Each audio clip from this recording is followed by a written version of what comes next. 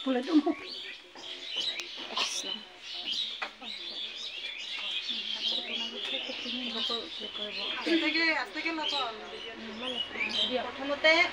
আমাৰ 11 নং চাৰ্কুলৰ সমূহ আমাৰ কৰ্মী বাইদেউ আৰু সহায়িকা বাইদেউ লগতে আমাৰ গাঁৱৰ পৰা প্ৰসূতি গৰ্ভৱতী মহিলা যিসকল ইয়াত আজি আমাৰ এই locally available nutrients food to help manage malnourished children at home এই প্ৰগ্ৰামত আজি উপস্থিত থকা আমাৰ বাইদেউসকলক প্ৰথমতে মই নমস্কাৰ জনাইছোঁ।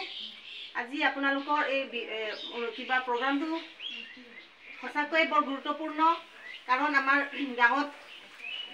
গাঁৱৰ কিছুমান মহিলাই নাজানে যে আমাৰ বিনামূলীয়া নিকিনাকে এটকা খৰচ নকৰাকৈ আমি যিবোৰ শাক পাচলি গাঁৱত পাওঁ সেইবোৰত আমি বজাৰত কিনি খোৱা শাক তৰকাৰীতকৈ অতি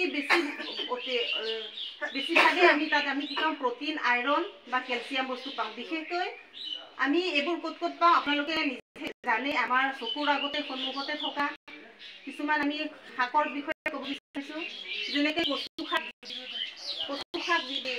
বুলি ক'লে ক'লা কচুত বেছিকৈ ইয়াত আইৰণ আছে বুলি আমি জানো কাৰণ এয়া মেডিকেলৰ পৰা আমাৰ এনে বাইদেউসকলে কয়।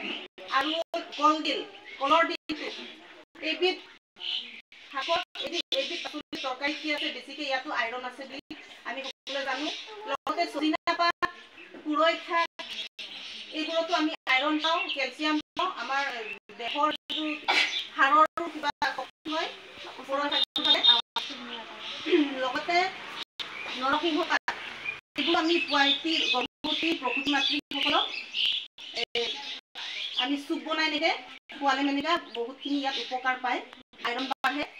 লগতে অমিতাটো আমি গৰ্ভৱতী সেইখিনিৰ খাব পাৰে কিন্তু প্ৰসূতিৰ সময়ত বিশেষকৈ আমাৰ গাখীৰৰ অভাৱ হয়। কিছুমানৰ বজাৰত গাখীৰ কিনি এনেকৈ খুৱাবলগীয়া হয় সন্তানটিক কিন্তু আমি সেইবোৰ নকৰি আমি দহি কচু লগতে এই অমিতাটো যিখিনি আমি উপকাৰী পাওঁ গাখীৰ সোনকালে যোগান ধৰে বুলি আমি জানো কাৰণ এই আমাৰ সত্য প্ৰমাণ আছে।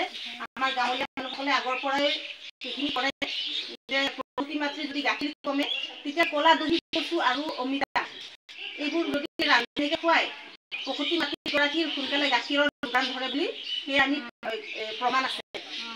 সেইখিনি কৈছোঁ আৰু আশা কৰিছোঁ আমাৰ বাইদেউসকলে আমাৰ গৰ্ভৱতী প্ৰসূতি মাতৃ বাইদেউসকলেও আপোনালোকে আজি আমাৰ এই প্ৰগ্ৰামত আহি আমাৰ কথাখিনি আপোনালোকে মনত ৰাখিব বুলি আমি আশা কৰিছোঁ।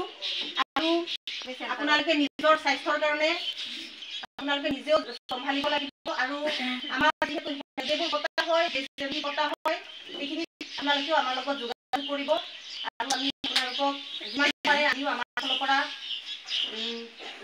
যিবোৰ উপকাৰিতা বস্তু আমি আপোনালোকক জনাই যাম বুলি আশা কৰিছোঁ। এইখিনিকে কৈ মোৰ